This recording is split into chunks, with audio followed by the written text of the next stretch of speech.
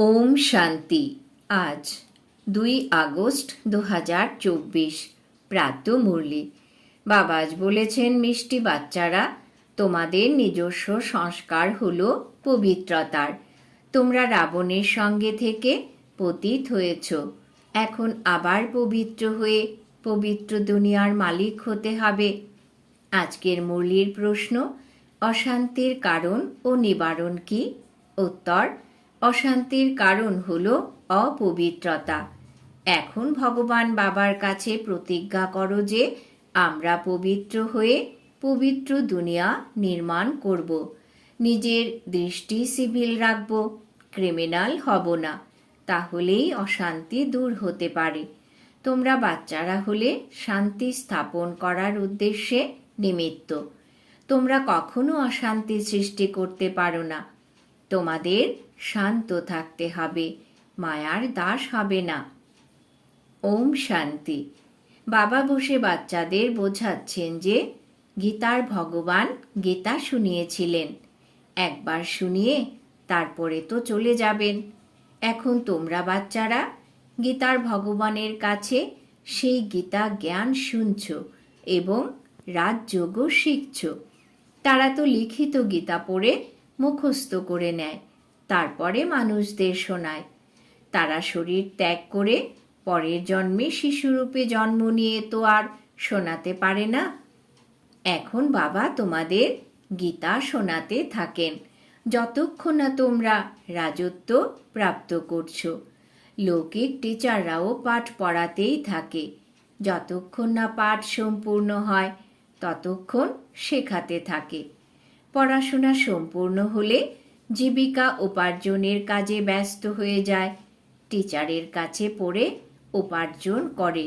বৃদ্ধ হলে শরীর ত্যাগ করে আবার নতুন শরীরে প্রবেশ করে। তারা গীতা শোনায়, তাতে কি প্রাপ্তি হয় এই কথা তো কেউ জানে না। গীতা শুনিয়ে পরজন্মে আবার শিশুরূপে জন্ম নিলে কিছুই শোনাতে পারে না। যখন বড় হয়, বয়স বাড়ে, গীতা পাঠী হয়, তাহলে আবার শোনাবে। এখানে বাবা তো একবার শান্তিধাম থেকে এসে পড়ান, তারপরে ফিরে চলে যান। বাবা বলেন, তোমাদের রাজযোগ শিখিয়ে আমি নিজের ঘরে পরম ধাম ফিরে যাই। যাদের পড়ায় তারা আবার এসে নিজের প্রালব্ধ ভোগ করে, নিজের ধন উপার্জন করে নম্বর অনুযায়ী পুরুষার্থ অনুসারে ধারণ করে চলে যায়। কোথায়? নতুন দুনিয়ায়। এই পড়াশোনা হলো নতুন দুনিয়ার জন্য। মানুষ তো এই কথা জানে না। পুরনো দুনিয়া শেষ হয়ে আবার নতুন দুনিয়া স্থাপন হবে। তোমরা জানো আমরা রাজযোগ শিখছি নতুন দুনিয়ার জন্য। তখন এই পুরনো দুনিয়া, পুরনো শরীর থাকবে না। আত্মা তো হলো অবিনাশী। আত্মারা পবিত্র হয়ে তারপরে পবিত্র দুনিয়ায় আসে। নতুন দুনিয়া ছিল যেখানে দেবী দেবতাদের রাজ্য ছিল, যাকে স্বর্গ বলা হতো। সেই নতুন দুনিয়া একমাত্র ভগবানই রচনা করেন। তিনি এক ধর্মের স্থাপনা করেন, কোনো দেবতার দ্বারা করান না। দেবতা তো এখানে নেই, তাহলে নিশ্চয়ই কোনো মানুষের দ্বারাই এই জ্ঞান প্রদান করবেন, যাতে আবার দেবতা রচনা হবে। তারপরে সেই দেবতারা পুনর্জন্ম নিতে নিতে এখন ব্রাহ্মণ হয়েছে। এই রহস্য তোমরা বাচ্চারাই জানো। ভগবান হলেন নিরাকার, যিনি নতুন দুনিয়া রচনা করেন। এখন তো হলো রাবণ রাজ্য। তোমরা জিজ্ঞাসা করো, কলিযুগী পতিত নাকি সত্যযুগী পবিত্র হয়েছ? কিন্তু তারা বুঝতে পারে না। এখন বাবা বাচ্চাদের বলেন, আমি 5000 বছর পূর্বে তোমাদের বুঝিয়েছিলাম, বাচ্চারা, আমি আসি তোমাদের অর্ধকল্প সুখী করতে।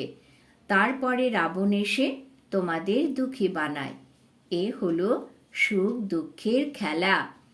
কল্পের আয়ু হলো 5000 বছর, অতএব অর্ধেক করতে হয়, তাই না? রাবণ রাজ্যে সবাই দেহ অভিমানী, বিকারগ্রস্ত হয়ে যায়। এইসব কথাও তোমরা এখন বুঝেছ, আগে বুঝতে না। কল্প কল্প যারা বুঝেছে তারাই বুঝে নেয়, যারা দেবতা হবে না তারা আসবেই না। তোমরা দেবতা ধর্মের চারা রোপণ করছো। যখন তা আসুরি তমপ্রধান হয়ে যায় তখন তাকে দৈবী বৃক্ষ বলা যাবে না। বৃক্ষ যখন নতুন ছিল তখন শতপ্রধান ছিল। আমরা সেই কল্পবৃক্ষের পাতা দেবী দেবতা ছিলাম। তারপরে তমতে এসে পুরনো পতিত শূদ্র হয়েছি। পুরনো পতিত দুনিয়ায় পুরনো মানুষরাই থাকবে। পুরনোকে আবার নতুন করতে হয়। এখন দেবী দেবতা ধর্ম প্রায় লুপ্ত হয়েছে। বাবাও বলেন, যখন যখন ধর্মের গ্লানি হয় তখন জিজ্ঞাসা করা হবে কোন ধর্মের গ্লানি হয়। অবশ্যই বলা হবে আদি সনাতন দেবী দেবতা ধর্মের, যা আমি স্থাপন করেছিলাম। সেই ধর্ম প্রায় লুপ্ত হয়ে গেছে। সেই ধর্মের পরিবর্তে অধর্ম হয়েছে। সুতরাং যখন ধর্ম থেকে অধর্মের বৃদ্ধি হয়ে যায় তখন বাবা আসেন। এমন বলা হবে না ধর্মের বৃদ্ধি, ধর্ম তো প্রায় লুপ্ত হয়েছে, অধর্মের বৃদ্ধি হয়েছে। বৃদ্ধি তো সব ধর্মের হয়। একজন খ্রাইস্টের দ্বারা খ্রিস্টান ধর্মের কতখানি বৃদ্ধি হয়, যদিও দেবী দেবতা ধর্ম প্রায় লুপ্ত হয়েছে। পতিত হওয়ার দরুন নিজেরাই নিজের গ্লানি করেছে। ধর্ম থেকে অধর্ম একটি হয়, অন্য সব ঠিক চলছে। সবাই নিজের নিজের ধর্মে স্থির আছে। যে আদি সনাতন দেবী দেবতা ধর্ম পবিত্র ছিল সেই ধর্মই অপবিত্র হয়ে পড়েছে। আমি পবিত্র দুনিয়া স্থাপন করি যা পতিত শূদ্র হয়ে যায়, অর্থাৎ সেই ধর্মের গ্লানি হয়ে যায়। অপবিত্র হয়ে নিজেরই গ্লানি করায়, বিকারগ্রস্ত হয়ে পতিতে পরিণত হয়। ফলে নিজেকে দেবতা বলতে পারে না, স্বর্গ বদলে নরকে পরিণত হয়। সুতরাং কেউ আর বাহ বাহ অর্থাৎ পবিত্র নেই। তোমরা কতখানি ছি ছি অর্থাৎ পতিত হয়েছ। বাবা বলেন, তোমাদের বাহ বাহ ফুলে পরিণত করি। রাবণ তোমাদের কাঁটায় পরিণত করে। পবিত্র থেকে পতিত হয়েছ, নিজের ধর্মের অবস্থা দেখতে হবে। আহ্বান করে যে এসে আমাদের অবস্থা দেখো, আমরা কতখানি পতিত হয়েছি, আবার আমাদের পবিত্র করো। পতিত থেকে পবিত্র করতে বাবা আসেন, অতএব পবিত্র হওয়া উচিত, অন্যদেরও পবিত্র করা উচিত। তোমরা বাচ্চারা নিজেকে দেখতে থাকো যে আমরা সর্বগুণ সম্পন্ন হয়েছি।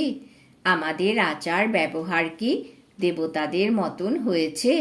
দেবতাদের রাজ্যে তো বিশ্বে শান্তি ছিল, এখন আবার তোমাদের শেখাতে এসেছি বিশ্বে শান্তি কিভাবে স্থাপন হবে। তাই তোমাদেরও শান্তিতে থাকতে হবে। শান্ত হওয়ার যুক্তি বলেছি, আমাকে স্মরণ করো, তাহলে তোমরা শান্ত হয়ে শান্তিধাম চলে যাবে। অনেক বাচ্চারা নিজেরা শান্ত থেকে অন্যদেরও শান্তিতে থাকা শিখিয়ে দেয়। কেউ অশান্তি সৃষ্টি করে, নিজেরা অশান্ত থেকে অন্যদেরও অশান্ত করে দেয়। শান্তির অর্থ বোঝে না। এখানে আসে শান্তি শিখতে এবং এখান থেকে ফিরে গিয়ে অশান্ত হয়ে যায়। অশান্তি হয় অপবিত্রতা থেকে। এখানে এসে প্রতিজ্ঞা করে, বাবা আমি তোমার কাছ থেকে বিশ্বের বাদশাহী নিতে হবে।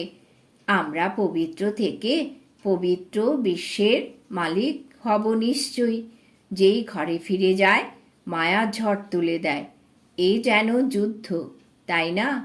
তখন মায়ার দাস হয়ে পতিত হয়ে যায়। অবলা নারীদের ওপরে অত্যাচার তারাও করে যারা প্রতিজ্ঞা করে আমরা পবিত্র থাকব। কিন্তু মায়ার আক্রমণ হলে প্রতিজ্ঞা ভুলে যায়। ভগবানের কাছে প্রতিজ্ঞা করে যে আমরা পবিত্র হয়ে পবিত্র দুনিয়ার উত্তরাধিকার নেব। আমরা নিজের দৃষ্টি সিভিল রাখব, কুদৃষ্টি রাখব না, বেকারগ্রস্ত হব না, ক্রিমিনাল দৃষ্টি ত্যাগ করব। তা সত্ত্বেও মায়া রাবণের কাছে হার স্বীকার করে। তখন যে নির্বিকারী হতে চায় তাকে বিরক্ত করে। তাই বলা হয় অবলাদের ওপরে অত্যাচার হয়। পুরুষ হয় বলশালী, স্ত্রী হয় দুর্বল। যুদ্ধ ইত্যাদিতে পুরুষরা যায়, কারণ তারা বলশালী। স্ত্রী হলো কোমল, তাদের কর্তব্য হলো আলাদা। তারা ঘর সংসার সামলায়, সন্তানের জন্ম দিয়ে তাদের লালন পালন করে। এই কথাও বাবাই বোঝান। সেখানে একটি সন্তান হয়, তাও আবার বিকারের কোনো কথা নেই। এখানে তো সন্ন্যাসীরাও কখনো বলে যে একটি সন্তান তো অবশ্যই হওয়া উচিত। ক্রিমিনাল দৃষ্টিযুক্ত ঠগ এমন শিক্ষাই দিয়ে থাকে। এখন বাবা বলেন এই সময়ের বাচ্চারা কি কাজে লাগবে, যখন বিনাশ সামনে দাঁড়িয়ে আছে? সবই তো শেষ হয়ে যাবে। আমি এসেছি পুরনো দুনিয়ার বিনাশ করতে। সেসব হলো সন্ন্যাসীদের কথা। তারা তো বিনাশের কথা জানে না। তোমাদের অসীম জগতের পিতা বোঝাচ্ছেন এখন বিনাশ হবে। তোমাদের সন্তান উত্তরাধিকারী হতে পারবে না। তোমরা ভাবো আমাদের বংশের উত্তরাধিকারী থাকবে, কিন্তু পতিত দুনিয়ার কোনো চিহ্ন থাকবে না। তোমরা বোঝো যে আমরা পবিত্র দুনিয়ায় ছিলাম। মানুষও স্মরণ করে, কারণ পবিত্র দুনিয়া পার হয়েছে, যাকেই স্বর্গ বলা হয়। কিন্তু এখন তমপ্রধান হওয়ার জন্য বুঝতে পারে যে তাদের দৃষ্টি হয়েছে ক্রিমিনাল। একেই বলা হয় ধর্মের গ্লানি। আদি সনাতন ধর্ম এমন কথা কয় না। আহ্বান করে পতিত পাবন এসো, আমরা পতিত দুঃখী হয়েছি।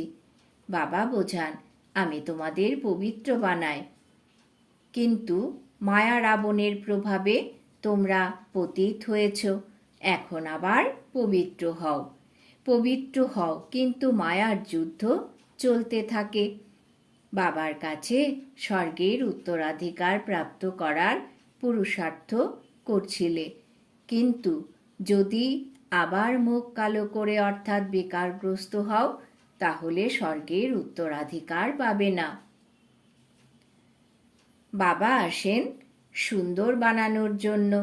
দেবতারা যারা সুন্দর ছিলেন তারাই শ্যাম হয়েছেন। দেবতাদের শ্যাম বর্ণের শরীর দেখানো হয়। ক্রাইস্ট, বুদ্ধ ইত্যাদিকে কখনো কালো দেখেছ? দেবী দেবতাদের চিত্র কালো বানানো হয়। যিনি সকলের সদ্গতি দাতা, পরম পিতা পরমাত্মা, সর্বজনের পিতা, যাকে বলা হয় পরম পিতা পরমাত্মা এসে লিবারেট করো, তিনি কালো হতে পারেন না। তিনি তো হলেন সদা সুন্দর, এভার পিওর। কৃষ্ণ তো অন্য দেহ ধারণ করেন, তবুও তিনি পবিত্র, তাই না? মহান আত্মা দেবতাদেরই বলা হয়। কৃষ্ণ তো হলেন দেবতা। এখন কলিযুগে মহান আত্মা কোথা থেকে আসবে? শ্রীকৃষ্ণ তো সত্যযুগের প্রিন্স ছিলেন, তার দিব্য গুণ ছিল। এখন তো দেবতা ইত্যাদি কেউ নেই। সাধু সন্ন্যাসী পবিত্র হয়, কিন্তু পুনর্জন্ম হয় বিকার দ্বারা, তারপর সন্ন্যাস ধারণ করতে হয়। দেবতারা সর্বদা পবিত্র থাকেন। এখানে রাবণের রাজ্য। রাবণের 10টি মাথা দেখানো হয়, 5টি স্ত্রীর 5টি পুরুষের। তোমরা এই কথাও বুঝেছ 5 বিকার প্রত্যেকের মধ্যে আছে। দেবতাদের মধ্যে আছে এমন বলা হবে না, ওটা হলো সুখধাম। সেখানেও যদি রাবণ থাকতো তাহলে দুঃখধাম হয়ে যেত। মানুষ ভাবে দেবতাদেরও সন্তান জন্ম হয়, তারাও হলেন ভিখারি। তারা এই কথা জানে না যে দেবতাদের জন্যে গাওয়া হয় সম্পূর্ণ নির্বিকারী, তাই তো তাদের পূজা করা হয়। সন্ন্যাসীদেরও মিশন হয়, শুধুমাত্র পুরুষদের সন্ন্যাস ধারণ করিয়ে মিশন বাড়ানো হয়। বাবা যদিও প্রবৃত্তি মার্গে নতুন মিশন তৈরি করেন, যুগলকে পবিত্র করেন, তারপরে তোমরা গিয়ে দেবতা হবে। তোমরা এখানে সন্ন্যাসী হতে আসনি, তোমরা এসেছ বিশ্বের মালিক হতে। তারা তো আবার গৃহস্থে জন্ম নেয়, তারপরে সংসার থেকে বেরিয়ে যায়। তোমাদের সংস্কার হলই পবিত্রতার। এখন অপবিত্র হয়েছ, আবার পবিত্র হতে হবে। বাবা পবিত্র গৃহস্থ আশ্রম তৈরি করেন। পবিত্র দুনিয়াকে সত্যযুগ, পতিত দুনিয়াকে কলিযুগ বলা হয়। এখানে অসংখ্য পাপাত্মা আছে, সত্যযুগে এমন কথা হয় না। বাবা বলেন, যখন যখন ভারতে ধর্মের গ্লানি হয়, অর্থাৎ দেবী দেবতারা ধর্মের আত্মারা দেবী দেবতা ধর্মের আত্মারা পতিত হয়ে নিজেদের গ্লানি করায়।